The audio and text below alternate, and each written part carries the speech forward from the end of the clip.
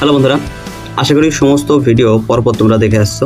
যদি পরপর দেখে না আসো তাহলে কিন্তু বেনিফিটটা আসবে না, কারণ তুমি থিওরি দেখলে না এমসিকিউ দেখলে তাহলে কিন্তু মোটামুটি অনেক কিছু মাথার উপর দিয়ে যেতে পারে। কিন্তু আমি চেষ্টা করবো ফুলফিল তোমাকে বোঝানোর। এই 80টা কোশ্চেন করলে তোমার মোটামুটি চ্যাপ্টারটা সম্পূর্ণ কমপ্লিট হয়ে যাবে। এবার প্রথম থেকে শেষ প্রশ্ন পর্যন্ত পড়বে, এটুকু আমার বিশ্বাস। আর দ্বিতীয়ত, লাইক, কমেন্ট, সাবস্ক্রাইব এর যেন অভাব না হয়, এটুকু তোমরা করো। আর বাকি আমার পক্ষ থেকে যতটা পরিমাণে পরিশ্রম তোমাদের জন্য করতে পারি করব। চলো, শব্দ মূলত কি ধরনের তরঙ্গ? এগুলো তড়িৎচুম্বকীয় তরঙ্গ, যান্ত্রিক তরঙ্গ, তির্যক তরঙ্গ, অযান্ত্রিক তরঙ্গ। এবার তরঙ্গকে দুই ভাগে ভাগ করা হয়েছে, একটা মেকানিক্যাল, একটা নন মেকানিক্যাল, অর্থাৎ যান্ত্রিক, একটা অযান্ত্রিক। শব্দ তোমার যান্ত্রিকের মধ্যে পড়ছে। শব্দ এক প্রকার শক্তি যা যান্ত্রিক তরঙ্গ হিসেবে যে কোনো জড় মাধ্যমে, কঠিন, তরল বা গ্যাস দিয়ে চলাচল করে। এটি এক স্থান থেকে অন্য স্থানে যার জন্য মাধ্যমের কণাগুলোর কম্পনের সাহায্য নেয়। যেহেতু শব্দ চলাচলের জন্য সর্বদা একটি জড় মাধ্যমের প্রয়োজন হয়, তাই বিজ্ঞানের ভাষায় একে যান্ত্রিক তরঙ্গ বা মেকানিক্যাল ওয়েভ বলা হয়। যেহেতু মাধ্যমের প্রয়োজন হয় তাই একে কি বলা হয়? যান্ত্রিক তরঙ্গ বলা হয়। আর অযান্ত্রিক তরঙ্গ তোমার মাধ্যমের প্রয়োজন হয় না, যেমন আলো উদাহরণ হিসেবে বলতে পারি। বোঝা গেল? আলো হলো অযান্ত্রিক তরঙ্গ, সুন্দর করে দেওয়া আছে, যার কোনো মাধ্যমের প্রয়োজন হয় না। শব্দ তরঙ্গ কোন মাধ্যমের মধ্যে দিয়ে চলাচল করতে পারে না? কি বলছে? শব্দ তরঙ্গ কোন মাধ্যমের মধ্যে দিয়ে চলাচল করে? কঠিনের মাধ্যমে চলাচল করে, তরলের মধ্যে দিয়ে চলাচল করে, গ্যাসের মধ্যে দিয়ে চলাচল করে, শূন্যের মাধ্যমে দিয়ে চলাচল করে না। তাহলে উত্তর আমার ডি। শব্দ শক্তি এক স্থান থেকে অন্য স্থানে স্থানান্তরিত হওয়ার জন্য বায়ু কণা, জলের কণা বা কঠিন পদার্থের কণা প্রয়োজন হয়। তাই শব্দ শূন্য মাধ্যমে বা ভ্যাকুয়ামের মধ্যে দিয়ে একেবারে চলাচল করতে পারে না। শূন্য মাধ্যমের কম্পাঙ্ক স্থানান্তর করার মতো কোনো জড় কণা উপস্থিত থাকে না, বিধায় থাকে না, বিধায় থাকে, বিধা থাকে না। এখানে একটু অসুবিধা হয়ে গেছে। তাই সেখানে শব্দ উৎপন্ন বা প্রবাহিত অসম্ভব। চাঁদে কোনো বায়ুমণ্ডল না থাকায় সেটি একটি শূন্য মাধ্যম, তাই সেখানে মহাকাশচারীরা একে অপরের কথা সরাসরি কি করে না? শুনতে পারে না। মাধ্যমের কণাগুলো কম্পনের উপরে ভিত্তি করে শব্দকে কি ধরনের তরঙ্গ? কি বলছে? মাধ্যমের কণাগুলো কম্পনের উপর ভিত্তি করে শব্দকে কি ধরনের তরঙ্গে ভাগ করা যায় বা বলা যায়? অনুদৈর্ঘ্য তরঙ্গ, তির্যক তরঙ্গ, স্থির তরঙ্গ, স্থির পৃষ্ঠ তরঙ্গ বাদ দাও। অনুদৈর্ঘ্য তির্যক তরঙ্গের মধ্যে বলো। অনুদৈর্ঘ্য তোমার লম্বা লম্বা যেটা, ওকে। আর তির্যক হলো এই যে এগুলো তোমার তির্যক। তাহলে এটা হলো তোমার আলোর জন্য তির্যক। আলো, অনুদৈর্ঘ্য আর তির্যক দুটোই তোমার আলোর জন্য হয়। আর শব্দের জন্য শুধুমাত্র অনুদৈর্ঘ্য তরঙ্গ লঙ্গিটিউডনাল হয়। অনুদৈর্ঘ্য তরঙ্গ শব্দ একটি অনুদৈর্ঘ্য তরঙ্গ, কারণ এই তরঙ্গ মাধ্যমের কণাগুলো তরঙ্গের গতির দিকের সঙ্গে একদম সমান্তরাল থাকে। গতির দিকের সাথে কি থাকে? সমান্তরাল থাকে। গতির দিকের সাথে সমান্তরাল থাকে, কাঁপে বা কম্পিত হয়। এবার শব্দ যখন বায়ুর মধ্যে দিয়ে যায় তখন বায়ুর কণাগুলো শব্দের যাওয়ার পথের সামনে পেছনে ধাক্কা খায়, যা অনুদৈর্ঘ্য তরঙ্গের মূল বৈশিষ্ট্য। সামনে পেছনে কি হয়? ধাক্কা খাচ্ছে। এখান থেকে তোমার এখানে তো এই চিত্রটা ভালো বোঝা যাচ্ছে না। মানে দেখবে যে এক জায়গায় তোমার কি হচ্ছে? ঘন, এক জায়গায় কি হচ্ছে? পাতলা পাতলা করে, তারপরে আবার কি হচ্ছে? ঘন। এবং সেটা কি হয়? সামনের দিকে যায়। গত আমরা থিওরি ক্লাসে এটা দেখেছি।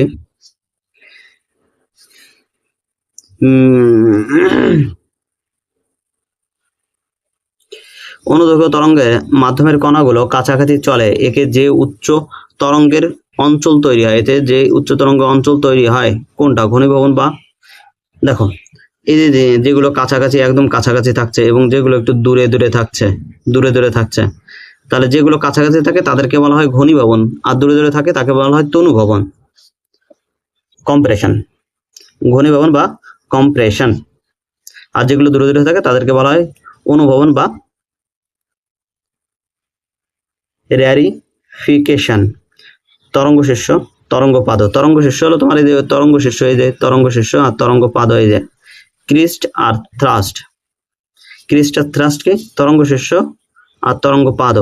তরঙ্গ শীর্ষ এটাকে বলা হয় ক্রিস্ট, আর এই যে নিচে যেটা এটাকে বলা হয় থ্রাস্ট।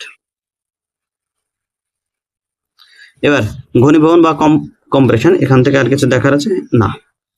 শব্দের বেগ নিচের কোন মাধ্যমে সবচেয়ে বেশি হয়?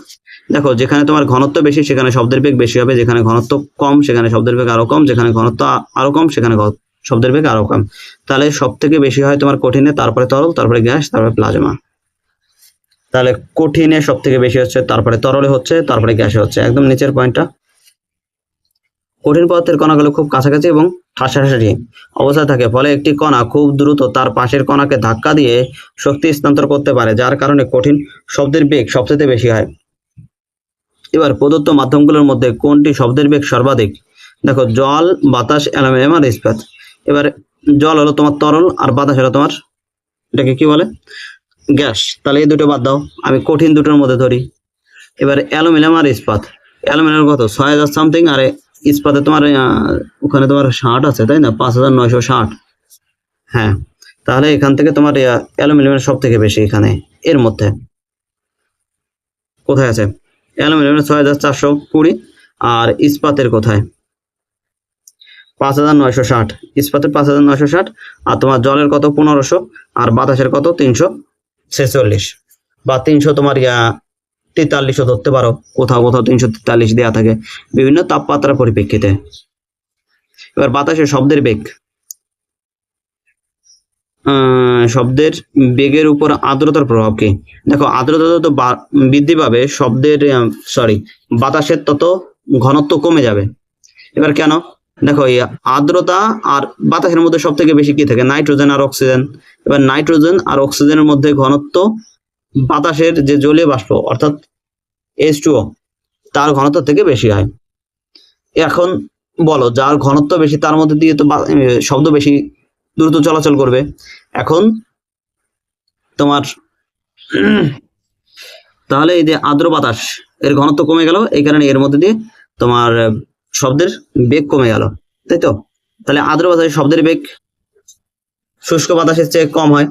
আর্দ্র বাতাসের শব্দের বেগ শুষ্ক বাতাসের চেয়ে কম হয়, তাহলে এই তো ঠিক, আর তো কিছু নেই মনে হয়। আর্দ্র বাতাসের শব্দের বেগ শুষ্ক বাতাসের চেয়ে বেশি হয়। দাঁড়াও, এটা একটু ভুল বলে বেড়েছি, এটা দেখি। হ্যাঁ, বাতাসে জলীয় বাষ্পের পরিমাণ বাড়লে বাতাসের সামগ্রিক ঘনত্ব কি হয়? কমে যায়। পদার্থবিজ্ঞানের নিয়ম অনুসারে গ্যাসের ঘনত্ব কমলে, তখন একটু ভুল বলে ফেলেছিলাম, গ্যাসের ঘনত্ব কমলে, কি বললাম, গ্যাসের ঘনত্ব কমলে তাতে শব্দের বেগ বৃদ্ধি পায়, তাই শুষ্ক বাতাসের চেয়ে আর্দ্র বা ভেজা বাতাসে শব্দের বেগ বেশি হয়। তাহলে জলীয় বাষ্পের আণবিক ভর সাধারণ বাতাস, নাইট্রোজেন এবং অক্সিজেনের আণবিক ভরের চেয়ে কি কম, তাই বাতাসের আর্দ্র হলে তা হালকা হয়ে যায়, ফলে শব্দের দ্রুত এগোয়। বাতাস কি হয়ে যায়? হালকা হয়ে যায়, এবং শব্দ কি হয়? দ্রুত এগোয়। একটুখানি ভুল বলে ফেলেছিলাম, মিসম্যাচ হয়ে গেছে, যাই হোক আরেকবার দেখে নিই। বাতাসে জলীয় বাষ্পের পরিমাণ বাড়লে বাতাসের সামগ্রিক ঘনত্ব কমে যায়। পদার্থবিজ্ঞানের নিয়ম অনুসারে গ্যাসের ঘনত্ব কমলে তাতে শব্দের বেগ বৃদ্ধি পায়, তাই শুষ্ক বাতাসের চেয়ে আর্দ্র বা ভেজা বাতাসে শব্দের বেগ কি হয়? বেশি হয়। জলীয় বাষ্পের আণবিক ভর সাধারণ বাতাসের নাইট্রোজেন এবং অক্সিজেনের আণবিক ভরের চেয়ে কম হয়, তাই বাতাস আর্দ্র হলে তা হালকা হয়ে যায়, ফলে শব্দ দ্রুত এগোয়। ক্লিয়ার? এবার এই সম্পর্কটা একটু দেখে রাখো, মনে মনে দেখো, এরকম না যে মুখস্থ করতে হবে। বর্ষাকালে বাতাসে প্রচুর জলীয় আর্দ্রতা থাকে, তাই অনেক দূরে ট্রেনের হুইসেল শীতকালের চেয়ে পরিষ্কার এবং দ্রুত শোনা যায়। এবার আলো এবং শব্দ তরঙ্গের মধ্যে প্রধান একটি পার্থক্য কি? শব্দ তরঙ্গ পোলারাইজ করা যায় না। শব্দ তরঙ্গ পোলারাইজ করা যায় না, কিন্তু আলোক তরঙ্গ করা যায়। বি নম্বর সঠিক। শব্দ তরঙ্গ পোলারাইজ করা যায় না। এবার আলো হলো তির্যক এবং অনুপ্রস্থ তরঙ্গ, তাই এটিকে পোলারাইজ বা সমবর্তিত করা যায়, কিন্তু শব্দের একটি অনুদৈর্ঘ্য তরঙ্গ হয়, একে কোনোভাবে পোলারাইজ করা যায় না, কারণ শব্দ তরঙ্গের মাধ্যমে কণাগুলো তরঙ্গের গতির সমান্তরালে কাঁপে, তাই এদের কম্পনকে একটি নির্দিষ্ট তলে সীমাবদ্ধ বা পোলারাইজ করা গাণিতিক ও ভৌতভাবে অসম্ভব। আকাশে বজ্রপাতের সময় বিদ্যুতের ঝলকানির আগে দেখা যায় এবং মেঘ ডাকার শব্দ পরে শোনা যায়, কি কারণে? দেখো, শব্দ আলোর বেগ এখানে যখন ধাক্কা লাগার সাথে সাথে যে আলোটা উৎপন্ন হয় সেটা তৎক্ষণাৎ আমার চোখে চলে আসে, কিন্তু শব্দের বেগ তো তোমার কম, তাহলে এই কারণে তোমার কম লাগে। আলোর বেগ শব্দের বেগের চেয়ে অনেক বেশি বলে, তাহলে বি নম্বর উত্তর। আলোর বেগ কত? 3 × 10⁸ মিটার পার সেকেন্ড, আর এখানে শব্দের বেগ কত? 343 থেকে 346 মিটার পার সেকেন্ড। একটি বজ্রপাতের ঝলকানি দেখার 3 সেকেন্ড পর মেঘ ডাকার শব্দ শোনা গেল, মেঘের কত দূরে অবস্থিত? ধরে নাও বাতাসের বেগ হলো তোমার কি, বাতাসের বেগ হলো 340 বলে দিয়েছে। এখন একটা জিনিস বোঝো, এইখানে যে বিদ্যুৎটা চমকালো সেটা ধরো যে গতিতে এলো সেটা তোমার তাৎক্ষণিকভাবে তোমার চোখে এলো, এবং সেখানে তুমি সময়ের পার্থক্য খুব একদম নগণ্য ধরতে হবে, সময়ের পার্থক্য কি ধরতে হবে? নগণ্য। কিন্তু শব্দ আসার বেগ কত? 3 সেকেন্ড। তাহলে আমার প্রত্যেক সেকেন্ডে 340 করে যাচ্ছে, তাহলে 3 সেকেন্ডে কত যাবে? 3×4 = 12, 2 আর 1 থেকে 9 10, 1020। ওকে,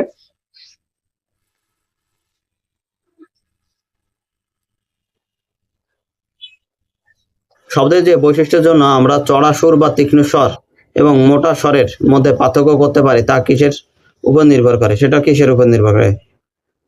ফ্রিকোয়েন্সি বা কম্পাঙ্কের উপর নির্ভর করে। কিসের উপর নির্ভর করে? ফ্রিকোয়েন্সি বা কম্পাঙ্কের উপর নির্ভর করে। একদম। শব্দের তীব্রতা বা পিচ সরাসরি কম্পাঙ্কের উপর নির্ভর করে। কম্পাঙ্ক বেশি হলে পিচ বেশি হয়, তীক্ষ্ণতা স্বর, এবং কম্পাঙ্ক কম হলে পিচ কম হয়। ওকে, তারপরে মশার ভনভনে শব্দ এবং সিংহের গর্জনের মধ্যে কার শব্দের তীক্ষ্ণতা এবং কম্পাঙ্ক বেশি? সিংহ মশা দুজনের সমান বলা সম্ভব না, মশার বেশি সব থেকে, মানে এদের দুইজনের মধ্যে মশার বেশি। মশার হলো হাই ফ্রিকোয়েন্সি, আর সিংহর কি লো লো পিচ, লো পিচ। তাহলে লো পিচ মানে হাই অ্যালটিটিউড, হাই অ্যালটিটিউড মানে অনেক দূর পর্যন্ত যাবে, আর হাই পিচ অর্থাৎ লো অ্যালটিটিউড এবং কম দূরত্ব পর্যন্ত যাবে। ওকে, শব্দের প্রাবল্য বা তীব্রতা প্রধানত তরঙ্গের কোন বিষয়ের উপর নির্ভর করে? তরঙ্গের কোন বিষয়ের উপর নির্ভর করে? শব্দের প্রাবল্য বা তীব্রতা প্রধানত কম্পাঙ্ক, বিস্তার, পর্যায়কাল, তরঙ্গ দৈর্ঘ্য। এ দুটো তো বাদ দাও। বিস্তার, শব্দের প্রাবল্য নির্ভর করে বিস্তারের উপর।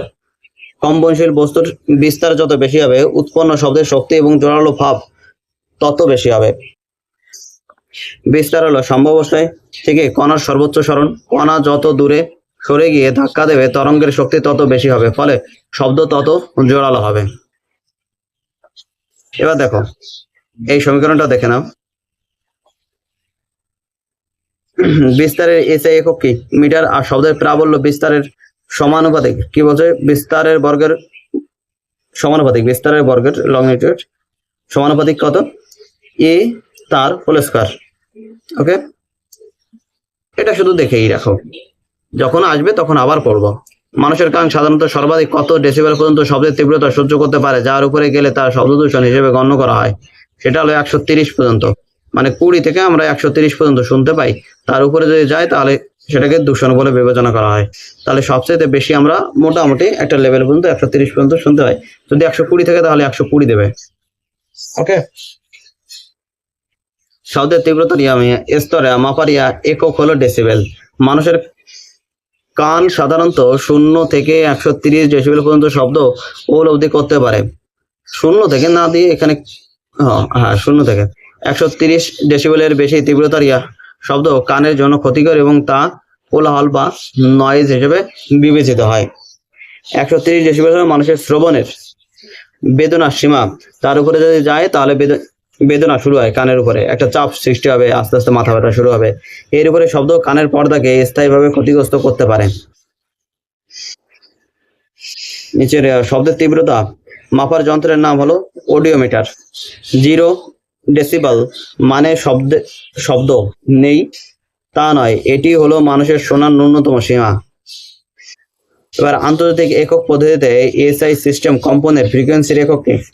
কম্পনের ফ্রিকোয়েন্সি দেখো, কম্পনের ফ্রিকোয়েন্সি তোমার frequency F equal to 1/t না, টি মানে 1/সেকেন্ড, তাহলে এস ইনভার্সন, তাহলে সেটাকে বলা হয় hertz by S inversion, hertz বা এস ইনভার্সন।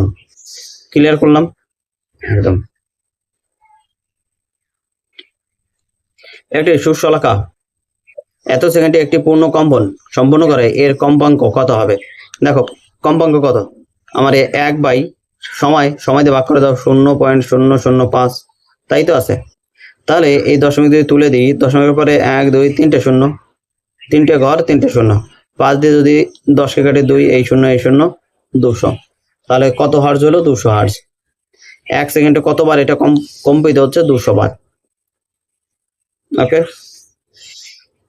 একটি কম্পাঙ্ক বা পিচ একই প্রাবল্যের দুটি শব্দের মধ্যে পার্থক্য করার জন্য শব্দের কোন ধর্মটি দায়ী? শব্দের বেগ, টিনার বা গুণ, টিম্বার বা গুণ, বিস্তার, তরঙ্গ দৈর্ঘ্য। টিম্বার বা গুণ কোনটা দায়ী? টিম্বার বা গুণ। কোনটা? টিম্বার বা গুণ। টিম্বার বা টোনে কালার হলো শব্দের সেই বিশেষ গুণ যার সাহায্যে আমরা এই সুরে বাজানো গিটার বা পিয়ানো শব্দের মধ্যে পার্থক্য খুঁজে পাই। একটি শব্দের উৎস প্রকৃতির উপরে এবং উৎপন্ন তরঙ্গের রূপের জটিলতার উপর নির্ভর করে, যা একই প্রাবল্য এবং তীব্রতা থেকে থাকার সত্ত্বেও শব্দগুলোকে আলাদা আলাদা চিনতে কি করে সাহায্য করে। ওকে, পরেরটা যাচ্ছে। একাধিক কম্পাঙ্কের ফ্রিকোয়েন্সি মিশ্রণের ফলে যে শ্রুতি মধুর শব্দ তৈরি হয়, তাকে বিজ্ঞানের ভাষায় কি বলা হয়? শ্রুতি মধুর শব্দ তৈরি হয় তাকে বিজ্ঞানের ভাষায় কি বলে? শ্রুতি মধুর, সেটাকে বলা হয় টোন। টোন তো আগেটা সুর দেখলাম, তাই না? টিম্বার বা গুণ, যে শ্রুতি মধুর স্বর সেটাকে বলা হয় স্বর বা নোট। কি বলে? স্বর বা নোট। ভুল নেই তো? হ্যাঁ, স্বর বা নোট। যখন একাধিক কম্পাঙ্ক শব্দ মূল সুর এবং উপসুর একত্রে মিলিত হয়ে একটি শ্রুতিমধুর শব্দ গঠন করে, তখন তাকে স্বর বা নোট বলা হয়। সুর কি? শুধুমাত্র একটি নির্দিষ্ট কম্পাঙ্কের শব্দকে কি বলা হয়? সুর। শুধুমাত্র একটা নির্দিষ্ট কম্পাঙ্ক। নয়েজ হলো এটি একটি অনিয়মিত, কর্কশ ও অস্বস্তিকর শব্দের মিশ্রণ। প্রতিধ্বনি কি? এটি হলো কোনো বাধায় বাধা পেয়ে শব্দ ফিরে আসার, সেটা হলো কি রিফ্লেকশন অফ সাউন্ড যেটাকে বলা হয়। এবার মানব কর্ণের জন্য শব্দের শ্রাবত্তর পাল্লা কত? মানব কর্ণের জন্য শব্দের শ্রাবতের পাল্লা কত? সেটা 20 হার্জ থেকে 20,000 হার্জ। 20,000 হার্জ কে লেখা হয় না এরকম, 20K হার্জ 8Z, এইভাবে লেখা হয় অনেক সময়, দেখবে। কে মানে হাজার। একজন সুস্থ মানুষের কান শুধুমাত্র একটা নির্দিষ্ট সীমার মধ্যাকার কম্পনের শব্দই গ্রহণ করতে পারে। কি বলছে? একজন সুস্থ মানুষের কান শুধুমাত্র একটা নির্দিষ্ট সীমার মধ্যাকার কম্পনের শব্দই কি করতে পারে? গ্রহণ করতে পারে। মানুষের কানের পর্দা 20 হার্জ থেকে 20,000 হার্জ কম্পাঙ্কের তরঙ্গে সবচেয়ে ভালোভাবে সাড়া দেয়। এই পাল্লাকে মানুষের শ্রাব্যতার পাল্লা বলা হয়। 20 হার্জ এর কম কম্পাঙ্কের শব্দ যা মানুষ শুনতে পায় না কিন্তু ভূমিকম্পের সময় উৎপন্ন হয়, তাকে কি বলা হয়? 20 হার্জ এর কম কম্পাঙ্ক, কম যদি বলা হয় আল্ট্রাসনিক, সেটা হলো 20,000 হার্জের উপরে আল্ট্রাসনিক। ইনফ্রাসনিক সেটাকে বলা হয় কি? ইনফ্রাসনিক সাউন্ড গুলো তোমার হাতেই শুনতে পায়। ইনফ্রাসনিক শব্দ 20,000 হার্জের নিচের শব্দকে ইনফ্রাসনিক বা শব্দের তর কি বললাম? তর। কিন্তু তোমার ওইখানে তোমার তর, যখন 20,000 উপরে চলে যায় তখন ত হয়ে যায়। ওকে, অস্টিওসনিক আল্ট্রাসনিক শব্দ তোমার কত? 20,000 হার্জ। সুপারসনিক শব্দ, এটি শব্দের বেগের চেয়ে বেশি বেগে চলমান কোনো বস্তুকে বোঝায়, যেমন ফাইটার জেট। কম্পাঙ্ক নয়, হাইপারসনিক, এটি শব্দের বেগের 5 গুণ বেশি বেগকে বোঝায়। হাইপারসনিক কি বলছে? শব্দের বেগের 5 গুণ বেশি শব্দকে বোঝানো হয়। এরপর এটি অতি অল্প কম্পাঙ্কের ফ্রিকোয়েন্সির শব্দের হাতি, গন্ডার বা তিমির মতো প্রাণীরা শুনতে পায় এবং তারা এর মাধ্যমে নিজেদের মধ্যে যোগাযোগ রক্ষা করে। নিজেদের মধ্যে যোগাযোগ রক্ষা করে। পরেরটা দেখি। 20,000 হার্জ এর বেশি কম্পাঙ্কের শব্দকে কি বলা হয়? অতিসরক, অতিসনক বা আল্ট্রাসনিক, আল্ট্রাসনিক বলা হয়, তাদেরকে কি বলা হয়? আল্ট্রাসনিক বলা হয়। 20,000 হার্টজ আর 20 থেকে 20,000 হার্টজ, তাই তো? মানুষের শ্রাবণ পাল্লা আর তার উপরে যদি চলে যায় বেশি কম্পাঙ্কের শব্দকে আল্ট্রাসনিক বলা হয়। আল্ট্রাসনিকের কাজ কি কি আছে সামনে দেখি। হ্যাঁ, এটি মানব শ্রাব্যতের সর্বোচ্চ সীমা এর উপরে অবস্থিত। ইনফ্রাসনিক 20 হার্টজ এর নিচে অবস্থিত। সুপারসনিক, এটি শব্দের গতি স্পিডের একক কম্পাঙ্কের, স্পিডের গতির একক কম্পাঙ্কের নয়। অডিবল সাউন্ড কত? 20 থেকে 20,000 হার্টজ মানুষের শোনার সীমা। এখানে কুকুর, বিড়াল, ডলফিন এবং আস্টাসনিক কি আছে? ও ডলফিন, এই কি আল্ট্রাসনিক, আল্ট্রাসনিক শব্দ শুনতে পায়। এখানে ওখানে বানান তো একই, কিন্তু এখানে উচ্চারণ করতে পারলাম না কেন? চোখের সমস্যা। চলো তারপরে, অন্ধকারে পথ চলার জন্য এবং শিকার ধরার জন্য বাদুড় এবং ডলফিন কোন ধরনের শব্দ উৎপন্ন করে? বাদুড় আর ডলফিন কোন ধরনের শব্দ তৈরি করে? সেটা তোমার আল্ট্রাসনিক সাউন্ড তৈরি করে। কি তৈরি করে? আল্ট্রাসনিক সাউন্ড তৈরি করে। আল্ট্রাসনিক শব্দ, বাদুড় এবং ডলফিন আল্ট্রাসনিক শব্দ উৎপন্ন করে। এই উচ্চ কম্পাঙ্কের শব্দ সামনের কোন বাধাকে কি বলছে? বস্তুকে বাধা পেয়ে ফিরে এলে একে ইকো, তাই কি বলে? ফিরে এলে তারা সেই প্রতিধ্বনি শুনে অন্ধকারের মাধ্যমে শিকার বা আধার ব্যবস্থা নিখুঁতভাবে বুঝতে পারে। উচ্চ কম্পাঙ্কের কারণে এই তরঙ্গ সহজে ছড়িয়ে পড়ে না, নির্দিষ্ট দিকে সরল রেখায় ভ্রমণ করে প্রতিধ্বনি সৃষ্টি করতে পারে। চিকিৎসা বিজ্ঞানে মানব দেহের অভ্যন্তরীণ অঙ্গের ব্যবস্থা জানতে ভ্রূণের বৃদ্ধির পর্যবেক্ষণ এবং কিডনি পাথর আছে কিনা সবগুলো জানার জন্য কি ব্যবহার করা হয়?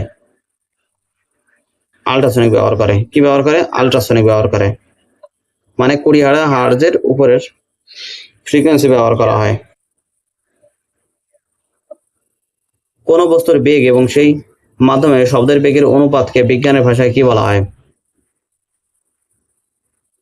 অ্যাভোগাড্রো নাম্বার তো না, রেনল্ডস নাম্বার, ম্যাক নাম্বার। এই তো, কোন বস্তুর বেগ এবং সেই বস্তুর বেগের যে অনুপাত, এই দুটো অনুপাতকে বলা হয় ম্যাক নাম্বার। এবার ম্যাক নাম্বার বিভিন্ন ভাবে আছে। ওকে, ম্যাক নাম্বার হলো বস্তুর বেগ এবং শব্দের বেগের অনুপাতে। এটি মূলত দ্রুতগামী বিমান বা মিসাইলের বেগ বোঝাতে ব্যবহার করা হয়। এটি বায়ু বা তরল পদার্থের সমমান বস্তুর আপেক্ষিক বেগ পরিমাপের প্রামাণ্য একক। রেনল্ডস নম্বর তরল পদার্থের প্রবাহের ধরন বোঝায়। অ্যাভোগাড্রো নম্বর অণু পরমাণুর সংখ্যা হিসেবে। আর রেফ্রিজারেটর ইন্ডেক্স আলোর প্রতিসরণের জন্য। ম্যাক নাম্বার কি? বস্তুর বেগ ডিভাইড বাই শব্দের বেগ, বস্তুর বেগ ডিভাইড বাই শব্দের বেগ। এখানে তো ম্যাক নাম্বারে তোমার সিরিয়াল গুলো যদি দেওয়া থাকতো তাহলে আরো ভালো হতো বুঝতে। কোন ফাইটার জেট বা মিসাইল ম্যান, কি বলছে? মিসাইলের ম্যাক নম্বর যদি 1 থেকে 5 এর মধ্যে হয় তবে তাকে কি বলা হয়? Subsonic, hypersonic, supersonic. তাকে বলা হয় হাইপারসনিক। হাইপার না, সুপারসনিক। আর 5-এর উপরে যদি চলে যায়, এটাকে তোমার 5-এর উপরে চলে গেলে তবে তাকে বলা হয় হাইপারসনিক। শব্দের বেগ, কি বলছে? বস্তুর বেগ শব্দের বেগের চেয়ে বেশি কিন্তু 5 গুণের কম হলে, অর্থাৎ ম্যাক নম্বর 1 থেকে 5 এর মধ্যে হলে তাকে সুপারসনিক বলে। এটি শব্দের বেগকে অতিক্রম করার পরবর্তী নির্দিষ্ট রেঞ্জ। সাবসনিক যদি 1-এর থেকে কম হয়, ম্যাক নম্বর 1-এর থেকে কম হয়। ট্রান্সনিক যদি 1-এর সমান হয় তাকে বলা হয় কি? ট্রান্সনিক। হাইপারসনিক যদি 5-এর থেকে বড় হয়, যদি অনুপাতের মান কি হয়? 5-এর থেকে বড় হয়, তাহলে তাকে কি বলা হয়? হাইপারসনিক। ওকে, চলো। সুপারসনিক এর বিমান ওড়ার সময় প্রবল শব্দ তরঙ্গ সৃষ্টি করে যা সনিক বুম নামে পরিচিত। যে শব্দ করে চলে সেটাকে কি বলা হয়? Sonic broom. কোন বস্তুর ম্যাক নম্বর 5 এর বেশি হলে তার বেগকে কি বলা হয়? ম্যাক নম্বর যদি 5 এর বেশি হয় তার বেগকে কি বলে? Supersonic, hypersonic, subsonic. 5 এর যদি বেশি হয় তাকে কি বলা হয়? সুপারসনিক না হাইপারসনিক, তাকে কি বলা হয় হাইপারসনিক, তাকে কি বলা হয় হাইপারসনিক, 5-এর বেশি হলে তাকে কি বলে হাইপারসনিক। কোনো পৃষ্ঠে বাধা পেয়ে শব্দ আগের মাধ্যমে ফিরে আসাকে শব্দের প্রতিফলন বলে। এই প্রতিফলনের ফলে নিচের কোন ঘটনাটি ঘটে? প্রতিধ্বনি, অনুরণন এটাও হয়, অপবর্তন এটা হয়, উপরে সব কটা, হ্যাঁ ডি নাম্বার। এবার দেখো প্রতিধ্বনি মানে কি, কোনো একটা দেয়ালে ধাক্কা খেয়ে তোমার ফিরে এলো। আর অনুরণন সেটা কি হচ্ছে, এই যে দেয়ালে বসে ধরো একজন বক্তা বক্তব্য দিচ্ছে, তাহলে তার বক্তব্য কি হচ্ছে, যেখানে সেখানে বাজছে, বেঁধে বেঁধে আবার কি হচ্ছে একটা পর্যায়ে শেষ হয়ে যাচ্ছে, কিন্তু এটাকে বলা হয় অনুরণন। মানে কি মোটামুটি কথা বলার পরেও তোমার সেই কথাটা কানের মধ্যে যেন বাজছে বাজছে, হ্যাঁ কয়েকবার। কোনো মূল শব্দ থেমে যাওয়ার পর প্রতিফলিত হয়ে ফিরে আসা শব্দকে আলাদাভাবে পুনরায় শুনতে পাওয়ার ঘটনাকে কি বলা হয়? পুনরায় যদি শুনতে পাওয়া সেটাকে অনুরণন, প্রতিধ্বনি, অপবর্তন, প্রতিসরণ। ভালো করে দেখো, অনুরণন সেটাও তো শুনতে পাওয়া যায়, প্রতিধ্বনি কি বলছে, কোনো মূল শব্দ থেকে থেমে যাওয়ার পর প্রতিফলিত হয়ে ফিরে আসা শব্দকে সেটাকে বলা হয় প্রতিধ্বনি বা ইকো।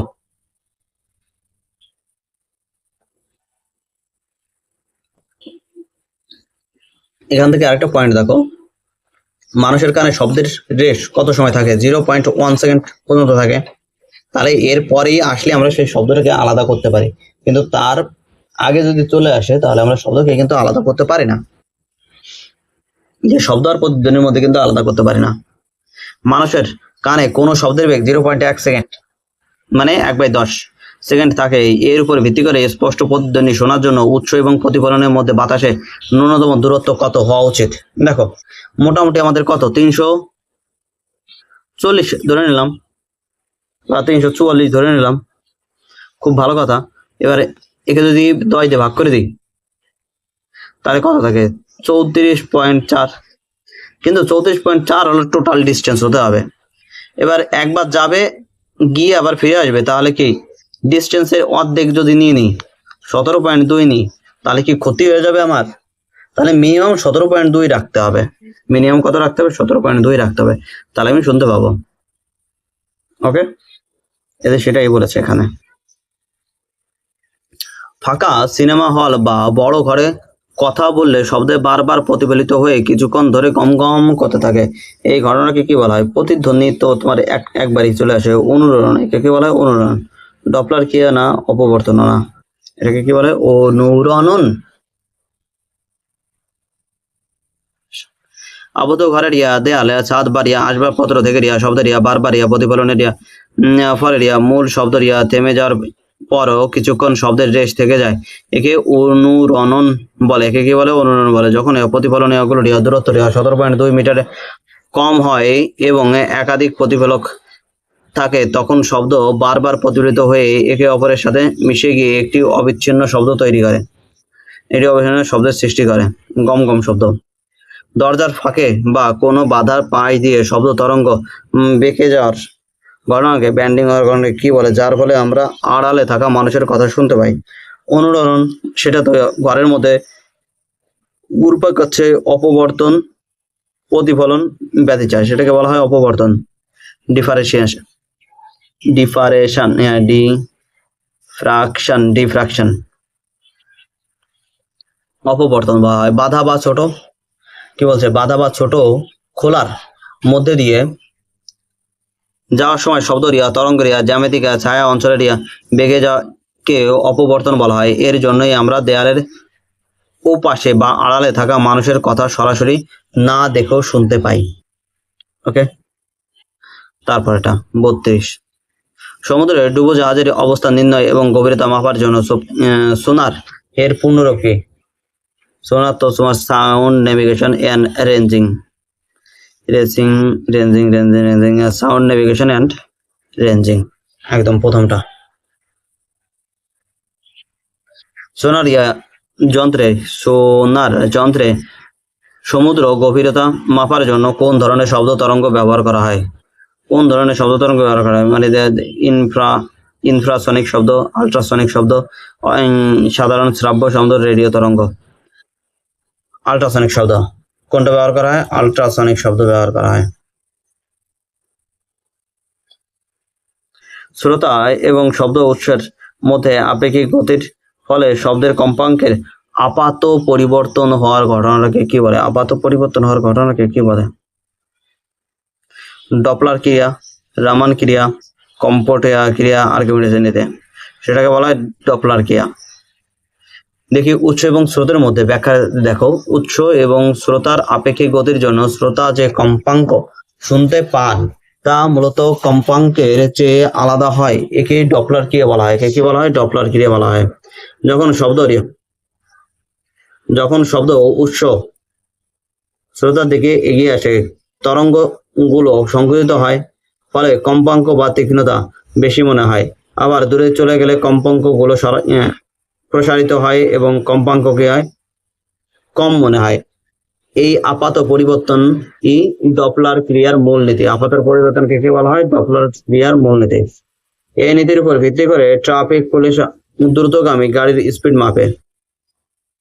একটি দ্রুতগামী ট্রেন হর্ন বাজিয়ে স্টেশনে দাঁড়ানো যাত্রীর দিকে এগিয়ে এলে যাত্রীর কাছে হর্নের তীক্ষ্ণতা কেমন ছিল? যাত্রীর কাছে হর্নের তীক্ষ্ণতা কেমন ছিল? তাহলে কি এই যে হর্ন মারতে মারতে এগিয়ে এলো, তাহলে কি হবে? বেশি হবে, বেড়ে যাবে। একটি পাহাড়ের সামনে দাঁড়িয়ে হাত তালি দেয় 4 সেকেন্ড পর প্রতিধ্বনি শোনা গেল। পাহাড়টি কত দূরে অবস্থিত যদি বাতাসের বেগ তোমার এত হয়? এবার একটা জিনিস ভালো করে বোঝো। 340, 4 সেকেন্ডে এতটা পথ যাবে, কিন্তু তোমার পথ দরকার কি? হাফ। কারণ কি? যাবে তারপরে আবার ফিরেও আসবে। তাহলে 2 8 3 দুগুণে 6, 680। এটি যুদ্ধ বিমানের বেগ 360 মিটার পার সেকেন্ডে এবং বাতাসের শব্দের বেগ এত হলে বিমানের ম্যাক নম্বর কত? তাহলে 680 কে কি করতে হয়? ম্যাক এই যে সংখ্যাটা আছে ভাগ করে দাও, তাহলে কত হচ্ছে? 2। ম্যাক নাম্বার কত হচ্ছে? তাহলে 2। এবার একটি শব্দ তরঙ্গ 2.5 সেকেন্ডে 500 টি পূর্ণ কম্পাঙ্ক সার্কেল সম্পন্ন করেছে। এর কম্পাঙ্ক কত?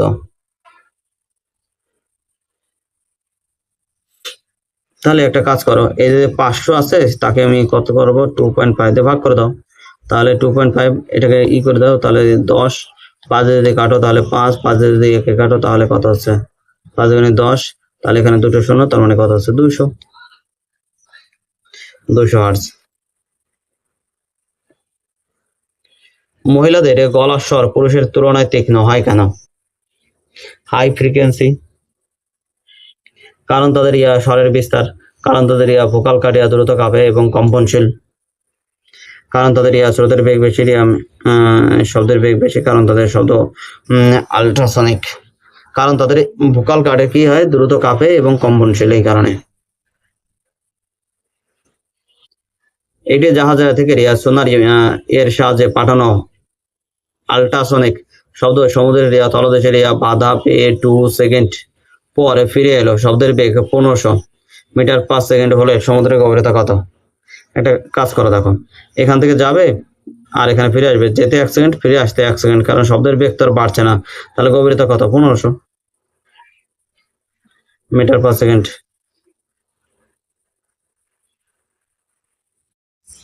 কি বন্ধুরা, 40টা কোশ্চেন দেখতে দেখতে আমাদের হয়ে গেল, আর 40টা কোশ্চেন বাকি। তার মধ্যে 10টা কোশ্চেন আরো রিপিট করবে, সুতরাং আমাদের অ্যাকচুয়ালি পড়তে হবে মাত্র 30টা কোশ্চেন এর মধ্যে। চলো, শব্দের বেগ ভি কম্পাঙ্ক এফ এবং তরঙ্গ দৈর্ঘ্য ল্যামডা এর মধ্যে সঠিক গাণিতিক সম্পর্ক কোনটা? V equal to F into lambda. V equal to কত? F into lambda. এ হলো গাণিতিক সম্পর্ক, আর কিছু দেখতে হবে না। একটি শব্দ তরঙ্গ কম্পাঙ্ক 50 হার্জ এবং তরঙ্গ দৈর্ঘ্য তোমার 4। এইমাত্র আমি সূত্রটা দেখলাম। তাহলে এই 50 তার সাথে 4 গুণ করে দিই, তাহলে কত হচ্ছে? 200। শব্দের বেগ কত? স্পিড আমি পাচ্ছি ভি, বেগ equal to F into lambda. Okay, কম্পাঙ্ক ইন্টু ল্যামডা তোমার তরঙ্গ দৈর্ঘ্য। ল্যামডা কি? তরঙ্গ দৈর্ঘ্য। ল্যামডা কি? তরঙ্গ দৈর্ঘ্য। এ হলো তোমার ফ্রিকোয়েন্সি। ওকে, তাহলে কত হলো? 200। আর তো কিছু দেখার নেই এখানে। এই আমাদের ফর্মুলা, এটুকু দেখার। একটা জিনিস, শব্দের বেগের এসআই একক সর্বদা মিটার পার সেকেন্ডে এককে প্রকাশ করা হয়। বায়ু তাপমাত্রা বৃদ্ধি পেলে শব্দের বেগ, স্পিড অফ সাউন্ড কি পরিবর্তন হবে? দেখো, তাপমাত্রা যদি বৃদ্ধি পায় তাহলে গ্যাসের ক্ষেত্রে শব্দের বেগ বৃদ্ধি পায়। কি বললাম? শব্দের বেগ বৃদ্ধি পায়। শব্দের বেগ কমে যায় না, শব্দের বেগ বৃদ্ধি পায়। বি নম্বর।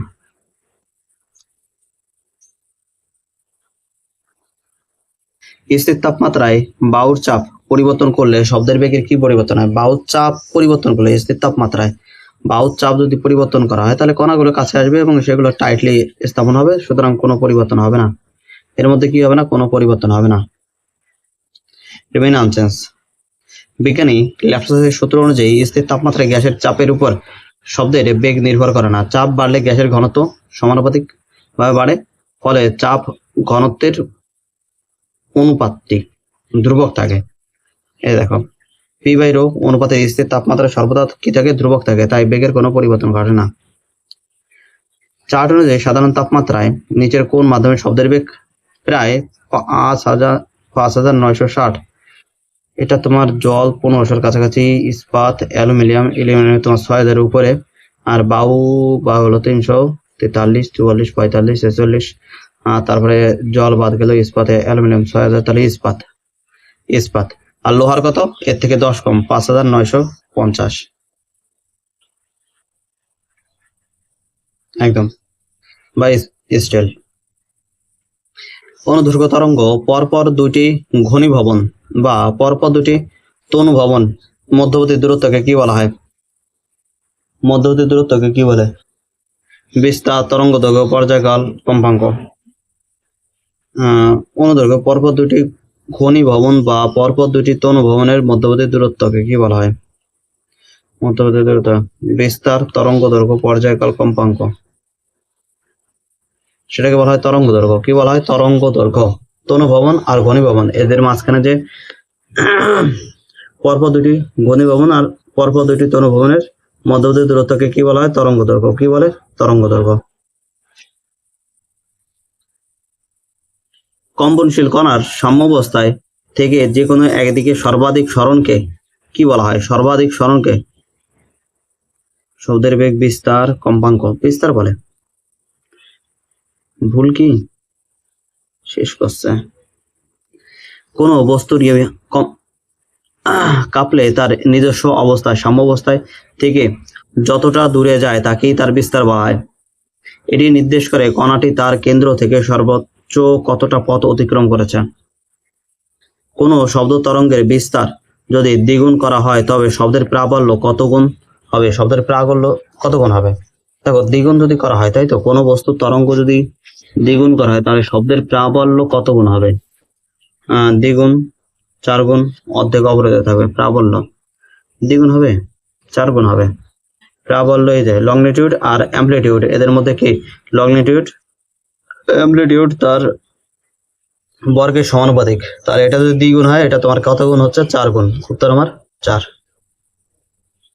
একটি সুরশলাকা থেকে উৎপন্ন নির্দিষ্ট একটি মাত্র কম্পাঙ্কের শব্দকে কি বলা হয়? কম্পাঙ্কের শব্দকে কি বলা হয়?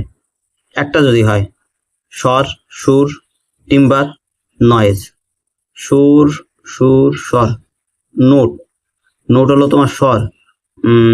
একটি যদি বলে তাহলে সেটাকে বলা হয় সুর, মনে হয় টোন, সুর, টোন। একটি মাত্র কম্পাঙ্কযুক্ত সিঙ্গেল ফ্রিকোয়েন্সি শব্দকে সুর বা টোন বলে। আর একাধিক কম্পাঙ্কের মিশ্রণকে কি বলা হয়? স্বর বা নোট বলে। মানুষের কানে কোন শব্দের রেশ সাধারণত কত সময় পর্যন্ত বজায় থাকে? কোন শব্দের রেশ কত সময় পর্যন্ত বজায় থাকে? 0.1 সেকেন্ড অথবা 1/10 সেকেন্ড, এইভাবে তো প্রকাশ করে। এই যে 0.1 সেকেন্ড বা 1/10 অফ দ্য সেকেন্ড, দুটোই দেওয়া হয়েছে এখানে। পরে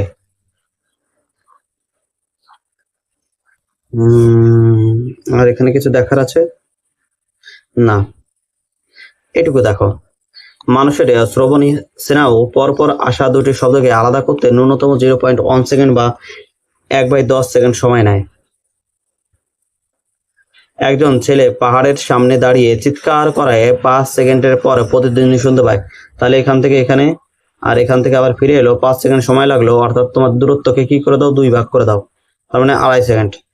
2.5 সেকেন্ড, তাহলে তোমার 340 গুণিত কত 5 ডিভাইড বাই কত 2, এটা কাটো 17 শূন্য 5 কত 85 শূন্য 500 850 কোথায় আছে বি? ওকে, একদম একদম প্রসেস ঠিক আছে, খুব ভালো কথা। তাহলে formula D equal to V into T by 2। Cinema hall বা অডিটোরিয়ামে শব্দের অনুরণন কমানোর জন্য দেয়াল এবং ছাদে কি ব্যবহার করা হয়? এখন যদি কি বলা হয় মসৃণ কাচ, তাহলে তো শব্দ আরো বেশি হবে। শব্দ শোষক পদার্থ এটা ব্যবহার করে, স্টিলের পাত এটা ব্যবহার করে না, অ্যালুমিনিয়াম ফয়েল ব্যবহার করে না। ইকোকার্ডিওগ্রাফি এবং অ্যাস্ট্রাসোনোগ্রাফি যন্ত্রে সাধারণত কোন ধরনের শব্দ তরঙ্গ ব্যবহার করা হয়? কোন ধরনের শব্দ তরঙ্গ ব্যবহার করা হয়? তো আল্ট্রাগ্রাফের জন্য আগে তো দেখলাম আল্ট্রাসোনিক ওয়েভ ব্যবহার করা হয়, আল্ট্রাসোনিক ওয়েভ ব্যবহার করা হয়। এটা কিসের জন্য নিষিদ্ধ করা আছে? ভ্রূণ নির্ণয়ের, অর্থাৎ ছেলে হবে না মেয়ে হবে সেটা নির্ণয়ের জন্য এটা কি করা আছে, নিষিদ্ধ করা আছে। চিকিৎসা বিজ্ঞানের হৃদস্পন্দনের প্রতিবিম্ব তৈরি করতে বা পেটের ভিতরে অঙ্গাণু দেখতে আল্ট্রাসনিকের তরঙ্গ ব্যবহার করা হয়। 20,000 হার্টজের কম্পাঙ্কের বেশি ক্ষমতা সম্পূর্ণ এটি ব্যবহার করা হয়। কেন ব্যবহার করা হয়? জাহাজের প্রশ্নটা আসলে তখন দেখছি। বাদুর রাতের অন্ধকারে পথে চলার জন্য এবং শিকার ধরার জন্য কোন প্রযুক্তি ব্যবহার করে? রেডার।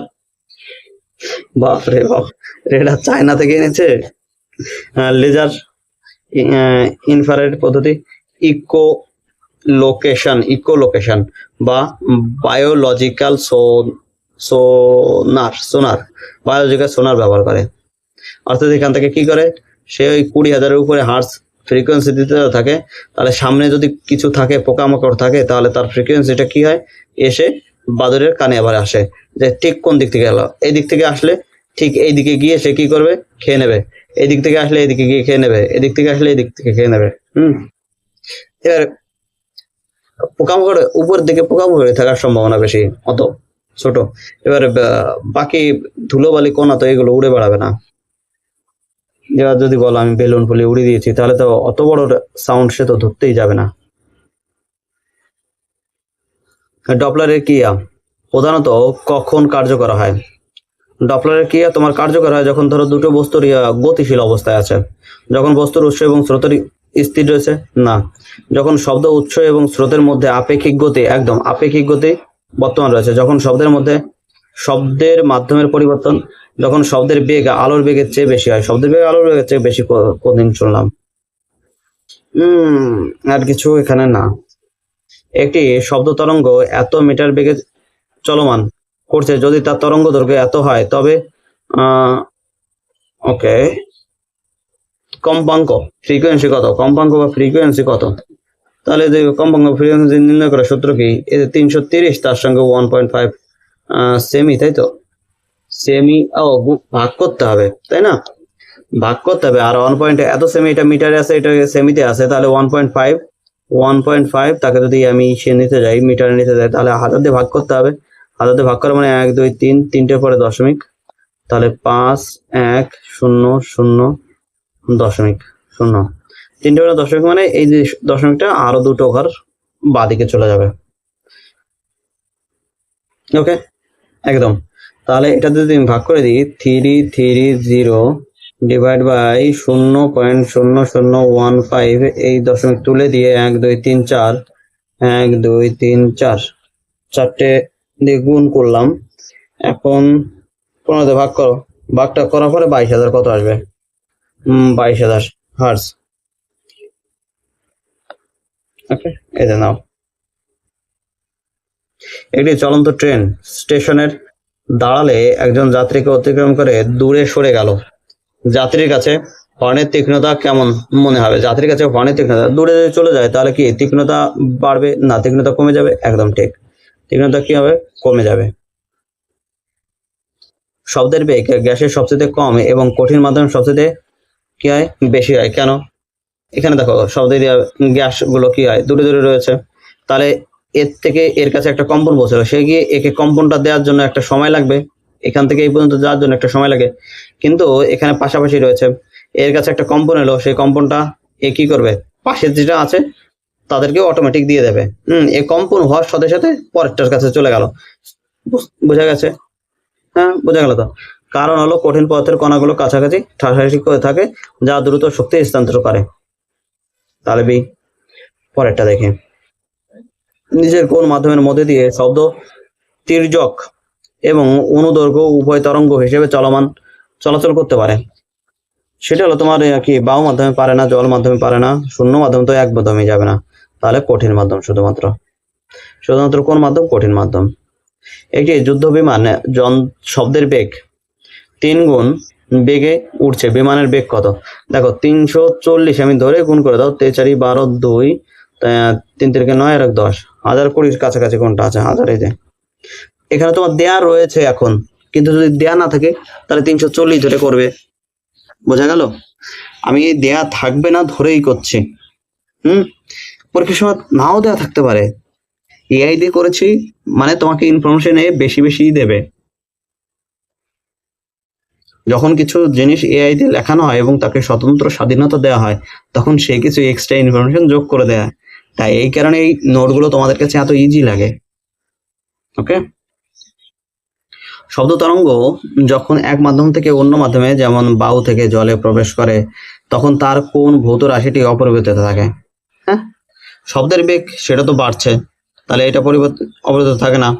তরঙ্গ দৈর্ঘ্য, বিস্তার, কম্পাঙ্ক অপরিবর্তিত থাকে, তাহলে ডি কি থাকে? কম্পাঙ্ক। পরে প্রশ্ন চলে যাচ্ছে, প্রদত্ত তালিকা অনুযায়ী নিচের কোন গ্যাসের শব্দের বেগ সর্বাধিক? বায়ু, hydrogen, oxygen, sulphur die oxide. তোমার যদি দেখো তাহলে সবচেয়ে শব্দের বেগ বেশি তোমার এই গ্যাসের মধ্যে, হাইড্রোজেনের মধ্যে। কত? 1600 কত আছে হাইড্রোজেন? ও 1284, 1200 কত? 84। হিলিয়ামে 965, বাতাসে 346, অক্সিজেনে 316, সালফার ডাই অক্সাইড 313। সমুদ্রের জল এবং পাতিত্ব জল, সমুদ্রের জল তোমার কি এটা, এর মধ্যে লবণ আছে, আর পাতিত্ব জলের মধ্যে কিন্তু লবণ নেই, তাহলে যার ঘনত্ব এখানে বেশি তার মধ্যে দিয়ে শব্দ দ্রুত চলাচল করবে। এবার বলো কি বলছে, সমুদ্র জল এবং পাতিত জল শব্দের বেগের মধ্যে কি পার্থক্য দেখা যায়? পাতিত জলে শব্দের বেগ বেশি, সমুদ্রের জলে শব্দের বেগ বেশি, এটাই ঠিক। উভয় জলে শব্দের বেগ সমান, জলে শব্দ চলাচল করতে পারে না। তাহলে উত্তর বি সব। আমরা জানি, এখান থেকে মান দুটো একবার দেখে নাও। সমুদ্রের জলে কত? 1531, আর পাতিত জলে কত? 1498। মাত্র পার্থক্য কত? 33-এর পার্থক্য। আমরা জানি যে তরল এবং গ্যাসে শব্দে কেবল অনুদৈর্ঘ্য তরঙ্গ হিসেবে চলাচল করে, কিন্তু কঠিন পদার্থে শব্দ কিভাবে চলাচল করে? একবার দেখলাম অনুদৈর্ঘ্য এবং তির্যক উভয় হিসেবে কাজ করে, তাই তো? চলাচল করে অনুদৈর্ঘ্য এবং তির্যক উভয় তরঙ্গ হিসেবে, লংজিটিউড, ট্রান্সভার্স উভয় ভাবেই তোমার কি হচ্ছে? চলাচল করছে। শব্দের বিস্তার আন্তর্জাতিক একক কি? শব্দের বিস্তারের জন্য আন্তর্জাতিক একক কি? শব্দের বিস্তারের আন্তর্জাতিক একক মিটার না? মিটারে তো শব্দের বিস্তারের জন্য এতক্ষণ তো মিটারই তো পড়লাম, এসআই একক তো তোমার মিটার। ওকে, ডেসিবেল কি? এটি শব্দের তীব্রতা বা প্রাবল্যের একক। হার্জ কি? এটি কম্পাঙ্কের একক। সেকেন্ড কি? এটি পর্যায়কালের একক। ওকে ওকে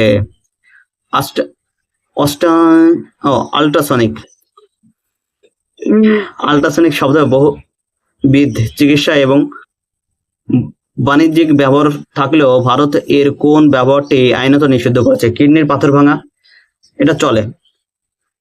ইকোকার্ডিওগ্রাফি করা হয়। লিঙ্গ নির্ধারণ, এটা করা হয় না, আইনত নিষিদ্ধ করা হয়েছে। ভ্রূণের বৃদ্ধি পর্যবেক্ষণ, এটা করা হয়।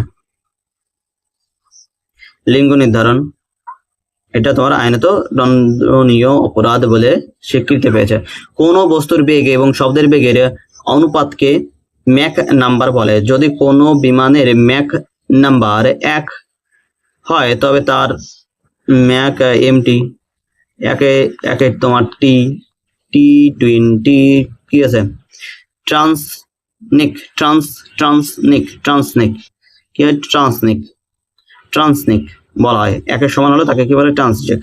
সাবসনিক সেটা কি একের থেকে কম। সুপারসনিক 1 থেকে 5 পর্যন্ত। হাইপারসনিক কত, 5-এর থেকে বেশি। ডপলার ক্রিয়ার সাধারণ সমীকরণ কোনটি? দেখো তো প্লাস গুলো, এই যে মাইনাস, ডপলার ক্রিয়াতে মাইনাস নেই, সুতরাং এটা বাদ দাও। 2 বা 3টে সমীকরণ নেই, এটা বাদ দাও। এই যে যতগুলো প্লাস আছে তার সঙ্গে আমার গুণ করা। V plus V zero divide by V plus VS into FS. একবার, দুইবার, 3-4 বার চোখে পড়েছে, আশা করি একটু হলেও পরীক্ষার সময় হলেও মনে থাকবে এটুকু। চলো তারপরটা দেখি।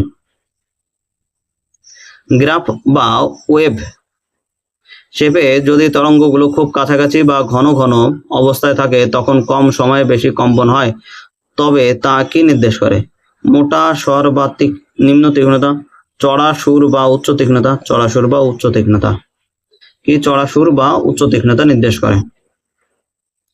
পিচ আর ফ্রিকোয়েন্সি তারা কি সমানুপাতিক।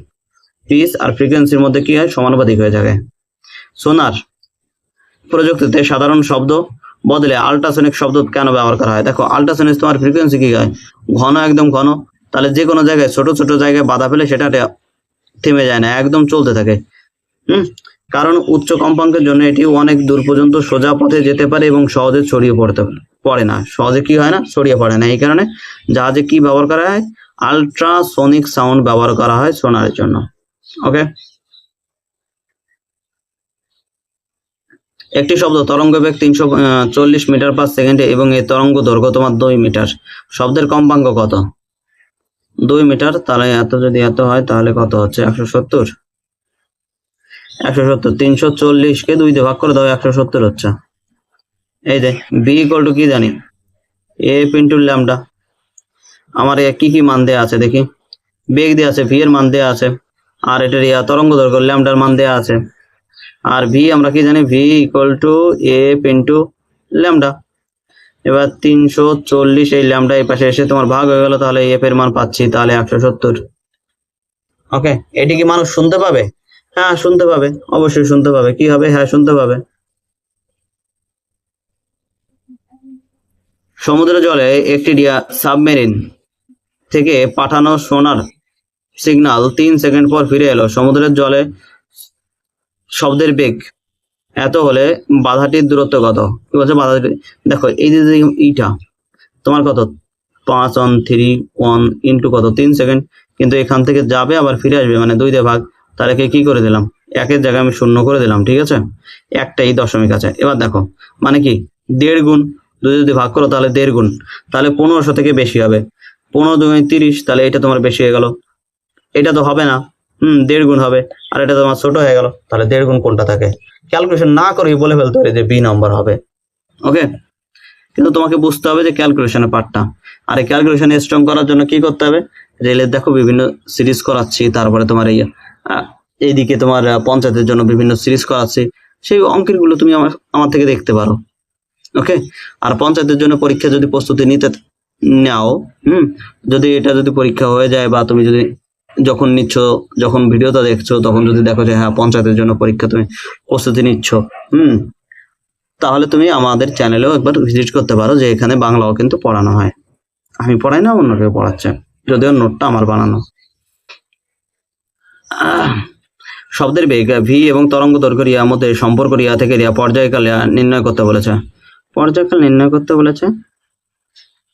পর্যায়কাল টি ইকুয়াল টু কত, ভি বাই ল্যামডা, এই তো সি, একদম পারফেক্ট। টি ইকুয়াল টু কত, হ্যাঁ ল্যামডা বাই ভি,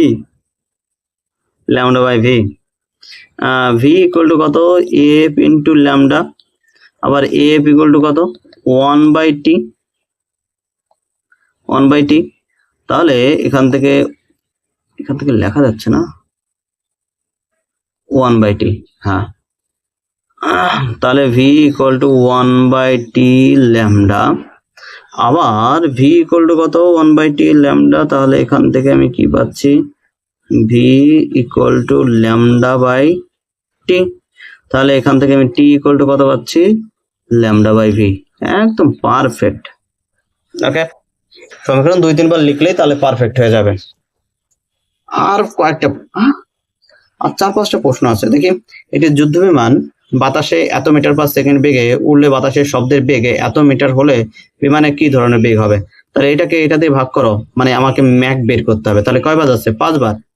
তাহলে 1 থেকে 5 পর্যন্ত সেটা কি সাব, তো তোমার এই 5-এর থেকে নিচে। সুপারসনিক হাইপার সুপারসনিক তোমার 5-এর থেকে উপরে, তাই না? মানে 5-এর থেকে উপরে যেতে হবে হাইপার সুপারসনিকের জন্য। আর সুপারসনিকের জন্য কি হবে, সেটা 1 থেকে 5-এর মধ্যে থাকতে হবে, 1 থেকে 5-এর মধ্যে থাকতে হবে। আর ট্রানজিটিভ তোমার 1 হতে হবে। তাহলে এখানে আমার কি হবে, 5-এর মধ্যে রয়েছে সুপারসনিক। ওকে, লাস্ট প্রায় আর 5-6টা প্রশ্ন আছে। যদি বাতাসের তাপমাত্রা বৃদ্ধি পায় তবে স্পষ্ট প্রতিধ্বনি শোনার জন্য প্রয়োজনীয় ন্যূনতম দূরত্ব।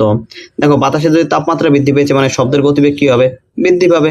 অবভিয়াসলি যদি বৃদ্ধি পায় তাহলে যে দূরত্বে আমি ইকো শুনতে পারতাম সেই দূরত্বে আমার এখন ইকো শোনার হবে না গো। অর্থাৎ আগে ছিল কত, ভাবো একটু, 300 ধরে নাও 40, সেখানে তাপমাত্রা বাড়ার ফলে সেটা হয়ে গেছে 360।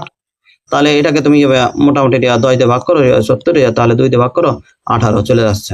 কত চলে যাচ্ছে, 18 36। তাহলে কি হচ্ছে, বৃদ্ধি পাচ্ছে। তাহলে বেড়ে যায়, কি হবে, বেড়ে যাবে। ন্যূনতম দূরত্ব কি হবে, বেড়ে যাবে। তারপর ভূমিকম্পের যে প্রাথমিক শব্দ তরঙ্গ তৈরি হয় তা মূলত কি ধরনের তরঙ্গ, যা কিছু প্রাণী শুনতে পায়, যেমন হাতি। এবার দেখো, এটাকে বলা হয় সুপারসনিক, আল্ট্রাসনিক, ইনফ্রাসনিক। এটাকে বলা হয় ইনফ্রাসনিক। ইনফ্রাসনিক শব্দ একে কি বলা হয়, ইনফ্রাসনিক শব্দ বলা হয়। কারা কারা শুনতে পায় তার কি উদাহরণ আছে? উদাহরণগুলো থাকলে এই তো, হাতি, গন্ডার, তিমি বা হিপ্পোপটেমাস, এরা কি শুনতে পায়, এই শব্দ শুনতে পায়। তারপরে একটি তরঙ্গের বিস্তার 3 গুণ বাড়ানো হলে তার প্রাবল্য বা তীব্রতা কি হবে, 9 গুণ বাড়বে। কয় গুণ বাড়বে, 9 গুণ বাড়বে। কেন বলো, অ্যামপ্লিটিউড আর লংলিটিউড, এই লংলিটিউড সমানুপাতিক কত, অ্যামপ্লিটিউড তার স্কোয়ার। এবার যদি এ এর মান 3-এর স্কোয়ার হয়ে যায়, 3 গুণ হয়ে যায়, মানে 3 গুণ বাড়াইছি, তাহলে এটা কত গুণ বাড়বে, 9 গুণ বাড়বে অবভিয়াসলি। এইভাবে যদি না বোঝো তাহলে যদি মনে হয় যে ক্যালকুলেশন একটু বুঝতে অসুবিধা হচ্ছে, এ স্কোয়ার, এর জায়গায় আমি 3 এ তার স্কোয়ার করলাম, তার মানে কত, 9 এ তার স্কোয়ার, এইটুকু কত, এল। তাহলে এখানে কয় গুণ বেড়েছে, 9 গুণ বেড়েছে। চলো তারপরে যাই, ফ্রিকোয়েন্সি, তাই তো। শব্দের প্রতিফলন কোন সূত্র মেনে চলে? দেখো, শব্দের যতগুলো সূত্র হবে, প্রতিফলন, প্রতিসরণ, সব কি চলে, আলোর যে প্রতিফলনের সূত্র সেগুলো মেনে চলে। কি বললাম, আলোর প্রতিফলনের সূত্র মেনে চলে। আরেকবার, আলোর প্রতিফলনের সূত্র মেনে চলে। অর্থাৎ এই যে কোণে পতিত হবে ঠিক সেই কোণে আবার কি হবে, বেরিয়ে যাবে। এটি আলোর প্রতিফলনের সূত্র মেনে চলে। শব্দ যখন কোনো কঠিন বা তরলে পৃষ্ঠে বাধা পেয়ে ফিরে আসে তখন তার হুবহু আলোর প্রতিফলনের নিয়মগুলো অনুসরণ করে। যদি কোনো মাধ্যমের ভেতর দিয়ে যাওয়ার সময় শব্দের বেগ ভি স্থির থাকে তবে তরঙ্গ দৈর্ঘ্য এবং কম্পাঙ্কের মধ্যে কি সম্পর্ক হবে, তরঙ্গ দৈর্ঘ্য এবং কম্পাঙ্কের মধ্যে কি সম্পর্ক হবে, তাই তো। তরঙ্গ দৈর্ঘ্য এবং কম্পাঙ্কের মধ্যে কি সম্পর্ক হবে, ব্যস্তানুপাতিক। দেখো, ভি ইকুয়াল টু কত, F into lambda, F into কি ল্যামডার, তাহলে এফ ইকুয়াল টু কত পাচ্ছি, 1/ল্যামডা। এফ ইকুয়াল টু কত পাচ্ছি, ভি বাই ল্যামডা। ভি যদি তোমার ধ্রুবক হয় তাহলে ল্যামডার সাথে কি হবে, সমানুপাতিক হবে। তাহলে কি ল্যামডার সাথে কি হয়, ব্যস্তানুপাতিক হয় না। ল্যামডার সঙ্গে ফ্রিকোয়েন্সি কি হয়, ল্যামডার সাথে ব্যস্তানুপাতিক। এফ এর মধ্যে সম্পর্ক কি বলছে, তরঙ্গ দৈর্ঘ্য ল্যামডা আর কম্পাঙ্ক এফ এর মধ্যে সম্পর্ক জিজ্ঞেস করেছে। তাহলে এরা কি হচ্ছে, ব্যস্তানুপাতিক হচ্ছে। লাস্ট কোশ্চেন, তার আগে বলি, এতক্ষণ যদি লাইক না করে থাকো তাহলে অবশ্যই লাইক করো, কমেন্ট করো, বন্ধুদের সঙ্গে ভিডিওটি শেয়ার করো। নিচের কোন বিবৃতিটি সঠিক নয়? আলো শূন্য মাধ্যমে চলতে পারে কিন্তু শব্দ পারে না, এটা সত্য। আলো তির্যক তরঙ্গ কিন্তু শব্দ অনুদৈর্ঘ্য তরঙ্গ। ওকে, তাহলে এটাও ঠিক। শব্দের বেগ গ্যাসের চেয়ে কঠিন কঠিনের বেশি, এটাও ঠিক। শব্দের কম্পাঙ্ক বাড়লে শব্দের বেগ সমানুপাতিক হারে বৃদ্ধি পায়, না এটা ভুল। ওকে, চলো তাহলে এখানে উত্তর রয়েছে, তা চাইলে পরে আরো দেখতে পারো। আমার মোটামুটি এই পর্যন্ত শেষ দায়িত্ব শব্দ নিয়ে। এখন দায়িত্ব তোমাদের, বই তোমাদের কাছে রয়েছে, তোমরা চাইলে 2-3 বার রিভিশন করতে পারো, তাহলে তোমাদের মোটামুটি আরেকটু কাজে দেবে এটা। সবাইকে অনেক অনেক ধন্যবাদ জানিয়ে আজকের ভিডিও এই পর্যন্ত শেষ করছি।